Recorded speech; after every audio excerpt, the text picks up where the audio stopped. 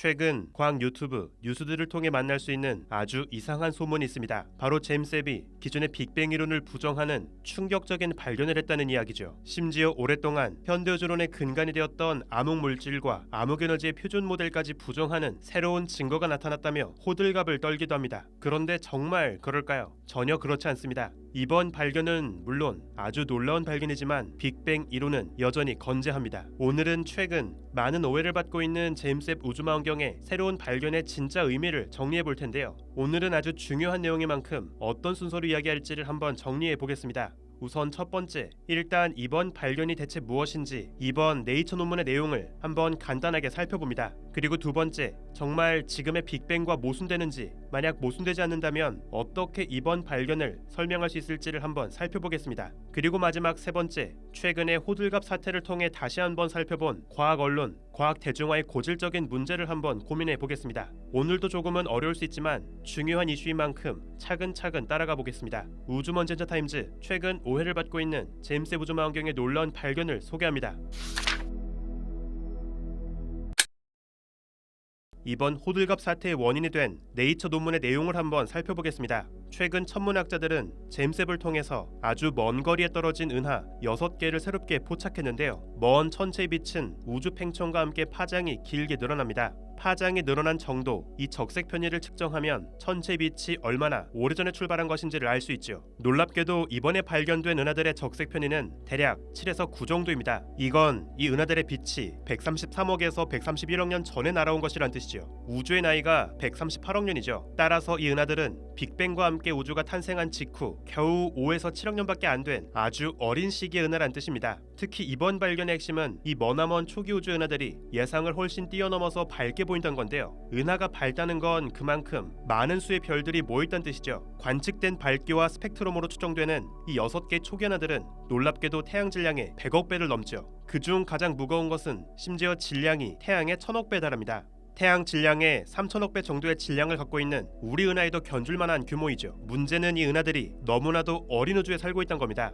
이번 발견이 사실이라면 우주가 탄생하고 나서 10억 년도 채 되지 않은 짧은 세월 사이에 태양 질량의 100억에서 1000억 배에 달하는 꽤 육중한 은하가 반죽되었다는 뜻이죠. 이건 기존의 모델과 시뮬레이션으로는 설명할 수 없을 정도로 이미 우주 초기 때부터 아주 덩치 큰 은하가 많이 존재했다는 뜻이 되어버립니다. 나아가 이미 제임스 웹은 이보다 더 이른, 심지어 빅뱅 이후 2억 년밖에 지나지 않은 시점에 존재했던 초기 은하들의 존재까지 연이어서 발견해 나가고 있습니다. 그래서 얼핏 보면 이번 발견은 우주가 138억 년 전에 시작되었다고 이야기하는 빅뱅 이론 자체에 모순되는 것처럼 보이는 오해를 일으킬 수 있습니다. 게다가 이미 먼 옛날부터 이렇게나 크게 완성된 은하가 존재했다는 건 어쩌면 우주가 먼 옛날부터 지금까지 변함없이 지금과 같은 모습으로 계속 존재했던 게 아닐까 하는 의심도 하게 만들죠. 이미 오래전에 폐기되었던 천문학자 프레드 호일의 정상 우주론, 바로 빅뱅은 벌어지지 않았으며 우주가 그저 옛날부터 지금까지 계속 같은 모습을 유지하며 존재해왔다는 과거 이론까지 떠올리게 합니다. 그래서 바로 이번 발견이 마치 지금의 표준 우주 모델,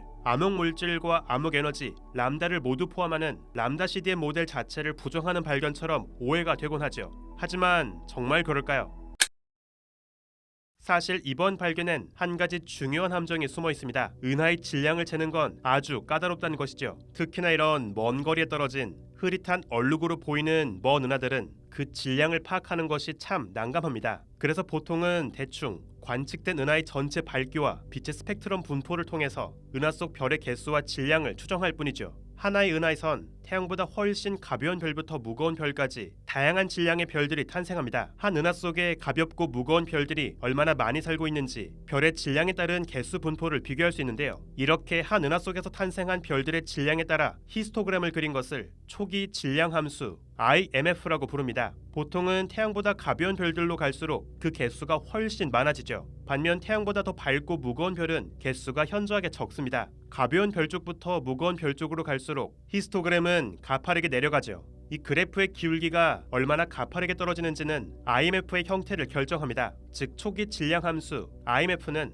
한 은하에서 살아가는 별들의 인구 구성 분포를 보여주는 중요한 지표인 셈이죠. 문제는 같은 밝기의 은하라 하더라도 그 은하를 구성하는 별들의 질량이 어떻게 분포하는지, 즉 IMF가 어떤 모양인지에 따라 은하의 질량도 크게 달라질 수 있다는 겁니다. 만약 은하가 대부분 질량이 가볍고 어두운 별로만 채워져 있다면 그 밝은 전체 밝기를 채우기 위해선 정말 많은 수의 어두운 별들이 있어야 할 겁니다. 어두운 별 개개의 질량은 비록 가볍지만 개수가 굉장히 많아지면 전체 질량은 아주 크게 무거워질 수 있죠. 반면 은하 안에 무겁고 밝은 별들이 훨씬 많다면 눈부신 은하의 전체 밝기를 채우기 위해선 이 밝은 별 몇 개만 있으면 됩니다. 물론 밝은 별은 무겁지만 개수는 별로 없기 때문에 결국 은하의 전체 질량은 그렇게 무거워지지 않을 수 있죠. 이처럼 같은 밝기이지만 어떤 IMF를 적용하는지에 따라서 측정되는 은하의 질량은 달라지게 됩니다. 이 중요한 IMF는 은하의 규모나 모양에 따라서 조금씩 달라지는데요. 다만 최근까지 가까운 우주에서 연구된 바에 따르면 대부분의 은하들은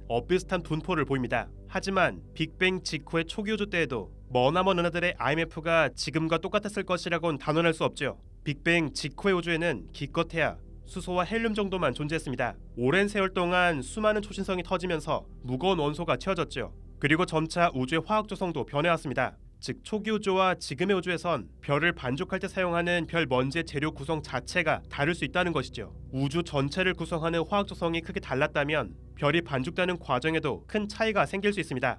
재밌게도 우리가 태초의 우주를 이해하지 못하는 건 미스테리한 암흑물질, 암흑에너지 같은 걸 이해하지 못해서가 아닙니다. 오히려 이 암흑의 존재들은 아주 간단하게 움직이죠. 단순하게 중력에 의해서만 모이고 움직이는 투박한 암흑물질은 차라리 시뮬레이션으로 구현하는 것이 간단합니다. 재밌게도 오히려 우리에게 더 익숙한 원자로 구성된 일반 물질, 가스의 움직임을 구현하는 것이 더 까다롭죠.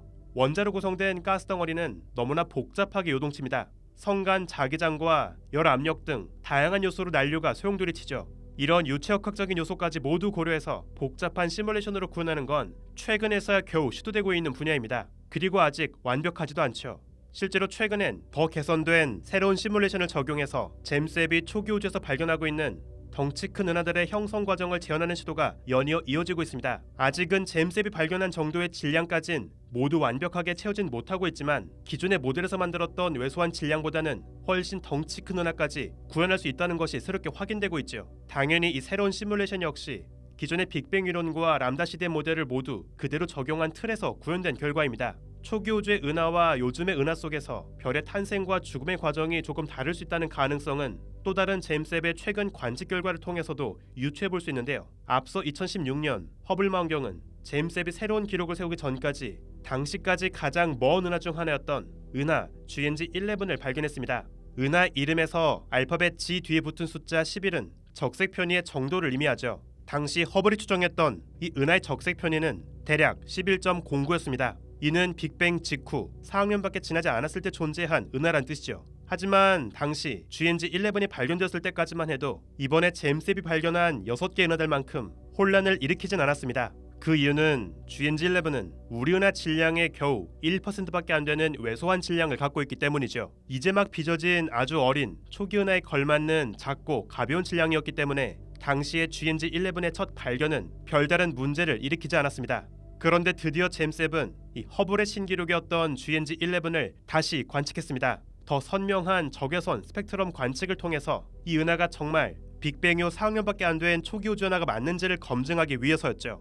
그리고 제임스 웹은 머나먼 은하의 스펙트럼이라고는 믿기 어려울 만큼 아주 깔끔한 스펙트럼을 얻었습니다. 그리고 스펙트럼의 파장이 얼마나 긴 쪽으로 치우쳐 있는지 적색 편의 정도를 다시 확인했죠. 바로 여기에서 제가 지난번에 소개해드렸던 라이먼 브레이크가 사용되었습니다. 더 자세한 원리가 궁금하시다면 지난 영상을 참고해주세요. 그리고 이번 제임스 웹의 새로운 관측 결과 GNG11에서 정확한 적색 편의는 대략 10.6으로 조금 줄었습니다. 앞서 허블이 추정했던 11.09보다는 조금 작죠. 아주 큰 차이는 아니지만 분명 제임스 웹은 허블 때 추정했던 거리에 비해서 이 은하가 조금은 더 가깝다는 것을 확인해 주었습니다. 그런데 이번 제임스 웹의 GNG11 관측이 우리에게 던지는 예상치 못한 문제가 하나 더 있는데요.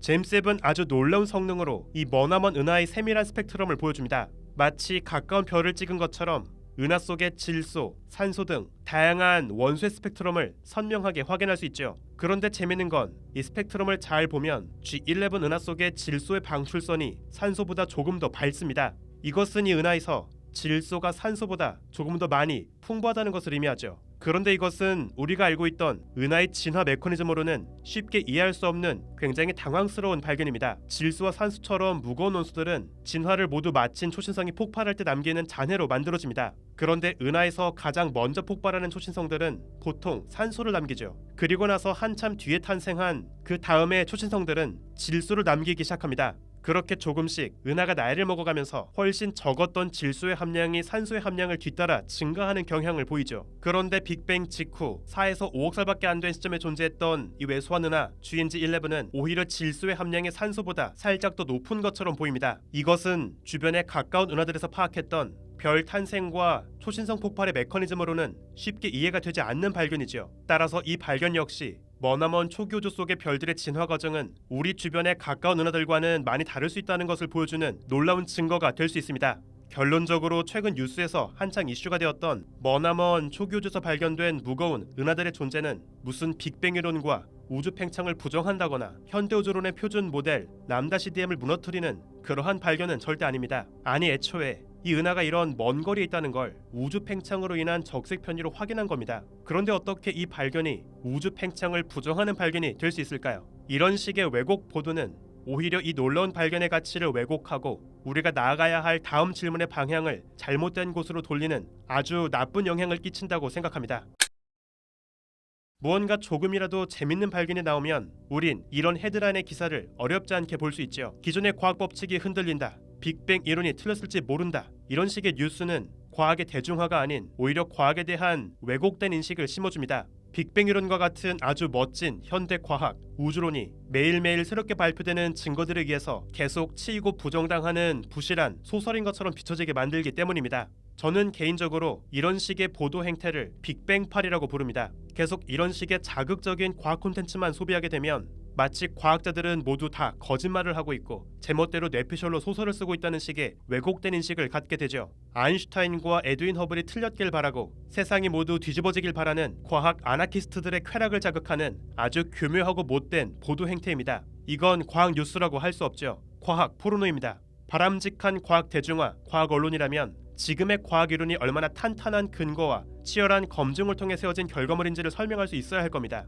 이번에 이슈가 된 네이처 논문 역시 저자들은 본문에서 분명하게 밝히고 있습니다. 실제 은하들의 질량은 이번 논문 속의 추정치보다 무려 100배까지 더 가벼울 수도 있다고 말이죠. 워낙 먼 거리에 놓인 은하들이기 때문에 어떤 별 진화 모델을 적용했는지에 따라서 은하들의 질량 추정치는 크게 달라질 수 있다는 겁니다. 그리고 당연히 앞으로 추가 관측과 검증을 거쳐야겠죠. 이처럼 과학자는 절대로 호들갑을 떨지 않습니다. 호들갑은 논문의 내용을 제대로 파악하지 못한 채 자극적인 헤드라인만 고민하는 잘못된 과학 뉴스 속에서만 잔뜩 들어있을 뿐입니다. 우주먼저 타임즈 오늘은 여기서 마칩니다. 구독과 좋아요도 부탁드릴게요. 우주먼저 여러분 감사합니다. 안녕.